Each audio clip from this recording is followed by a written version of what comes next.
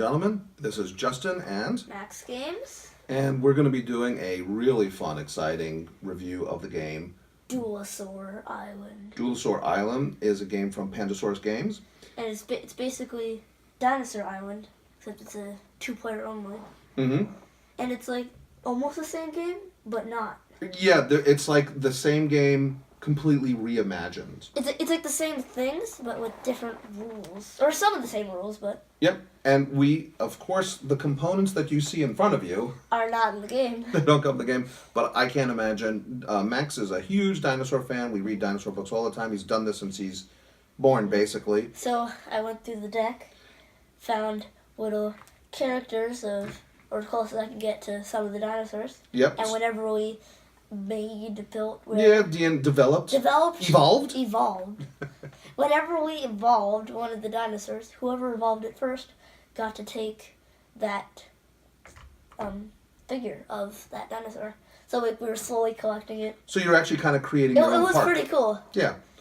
Now, the concept of the game, if I remember correctly, is that it's almost like a postlude or a sequel to the original game in the fact that we were originally one company, and then something happened and we decided to split into two different companies that are both creating these dinosaur parks. And then... We're in competition. And then it even splits up further in Dinosaur Island. And it splits up even further in Dinosaur Island, It's like exactly. 4 or 5. Yep. And the dice, I think there's different dice, there's different stuff on the dice in the game, but basically it's the same concept of you're rolling dice and then you are getting various things that will improve your park, either DNA. And that is the one thing that's different of how to get it. Yep, you definitely You basically just draft it Mm-hmm. instead of having to spend the scientist right. flask, I guess, whatever it is. But the coolest thing in this game to me, and I loved getting the cards. You could not the cards. First of all, let's pull up one of the cards. And you can zoom in on this. Yeah, I'll zoom in on this.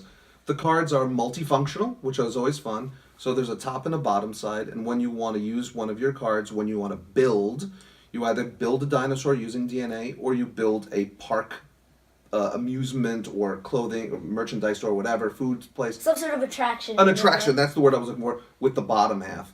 And so you're building buildings with money. You have to build security. If the better dinosaurs that you're building make a bigger threat, so you have to build more security. And that's actually the one disadvantage of the game, is in the rules. So this is the player board, and what you're supposed to do is either slide the dinosaur in or have the amusement park underneath. But that doesn't really work out so well. And the cards just slide around a bunch. The both of the boards that we got were warped enough that, and I understand cardboard gets warped. One of expensive games, inexpensive games. Doesn't matter. It's It's hard. cardboard. If it's a piece of metal or something like that, It's like even Lisboa, which has cards that you tuck and all like that, It's a little it's a little warped. These so are the warped. cards really stay in that low. So we just put it off to the side of the board, the higher section, the lower section. You can just figure it out. Yeah, it's not very difficult. You have the dinosaurs on top and you have the amusements on the bottom. And to me, it's a really interesting balance because the most interesting mechanism in the game for me, and I'm going to grab a game up here. I'm going to grab this game. It's called Dragon Valley. It's a little bit of an older game. I think it's 10 years older or older. And it's fantastic. It's it's not fantastic. It's a very strong game. But the most interesting aspect of this game, what attracted me to this one, is that in the beginning of each round, you have a pool of various things, cards and enemies, and you want to attract enemies to your area because you want to get them off, throw them off the cliff for points and things like that, or advantages, and you want the cards. The issue is that whoever is first player has to separate the various items into different groups, but then they don't get a first choice. So if they put a lot of garbage into one area, well, then the other person is going to take the good stuff. So you're trying to balance what you think is going to be good for you. Like, that's a lot of threat.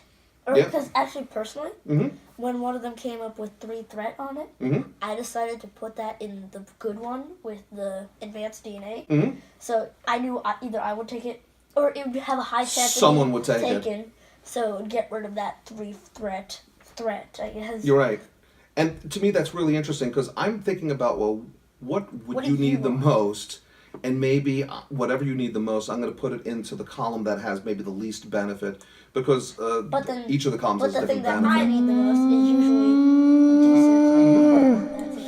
right, so you might pass up. Things Right. that- And there's a Really lot interesting of concept, there's a just lot to- of ways of getting little additional stuff. There is they call them a plot twist token. So whichever dice you take, it has a plot. You get something extra.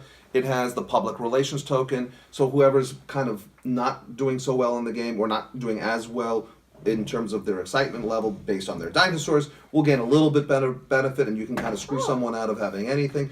So there's a lot of ways of getting the It's DNA like- and the money it's like, that you what need. are you gonna take? I'm gonna take a basic DNA. Why? Right, because you need something else.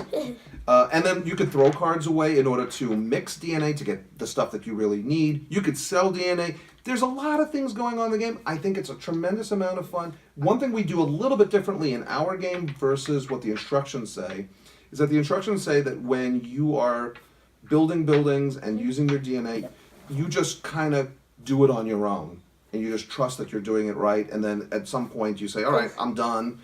I've done everything I've thrown. So we just take turns doing Yeah, it. to me it's a little bit more fun that Like, like, you do a turn, and then I see what you're doing, because then you're engaged with one another a little bit more. You see what that other in person our is doing. variant, with the taking dinosaurs, Wait, we have to say our variant is that if the physical dinosaur is not available, you don't get it. you can't build that dinosaur. You have to build the building Or no, instead. you still built it. You build it, but you don't get the dinosaur. Because with the Stegosaurus, I built it, and Mm-hmm. the next turn he built it. And so I didn't get the nice figure. Max did. And Max won by a couple of points at the very end. It's a little bit, you have to remember the order of the game, and I know it's on the back of the booklet. I wish there was one card of a player aid like they do with other complex games. Even just a small player aid. And I'm sure that someone made Like, one even, for even just a card this size. that just says the order. You do this, you do this, you do this. And I know it's on the back of the Phase booklet. 1, 2, 3, 4, an explanation. That way you don't forget, oh, you got to move now the marker. Now you get the money. Now you get the point. Now you lose points Because because... that actually messed me up. Mhm. It's like, okay, it didn't end. Oh wait, we still get that? Wait, what? Oh! But I played this now four times. I've played this four times. Lost? Four times. So, well, actually, the first time we didn't finish the game. You were at an event, and then Mom and I were having dinner, and then after the dinner we started the game. Then we didn't realize that it was a longer game, so we just abandoned Could have it. done it the short. We could have done the short one, but then we didn't know what we were still just learning it. The first game doesn't really count anyway. Yeah, I know. And then I lost. The thing is that you're kind of pushing your luck a little bit. You're saying, okay, you know what? My threat level is higher, so I'm going to lose some visitors. But in the long run, that's going to gain me more stuff, and so that pushes me ahead a little bit. One key to the game, though, I really have to say, are the specialist cards. Mm-hmm. They kind of push your strategy in one direction or another. I was building these roller coasters because I had an end game scoring for the roller coaster thing.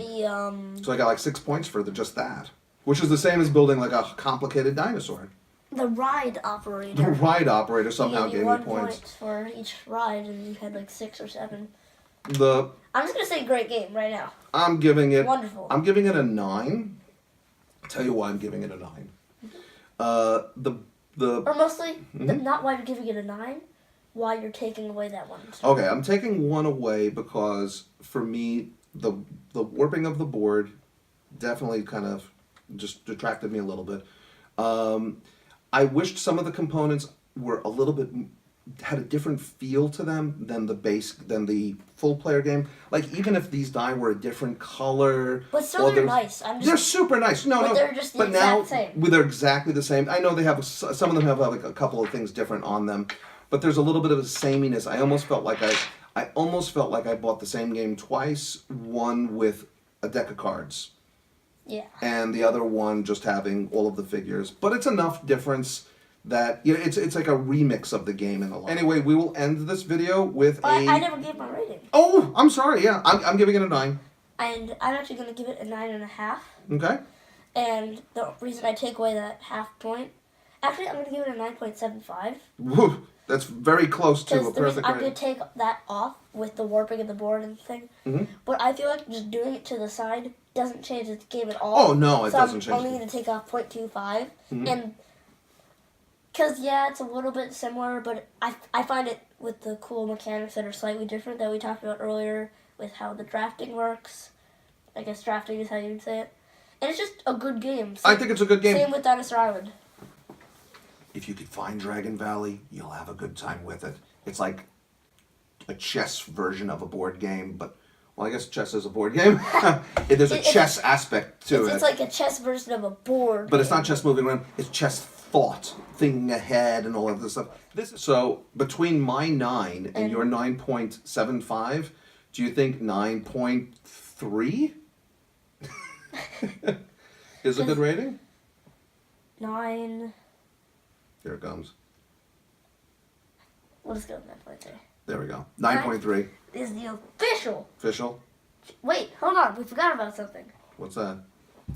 So right now, we're going to put up a picture of my army. Army A. And your army, Army B. Dino Army. Leave in the comment which one you think would win if they had a fight. Lots of fun. Duelosaur Island.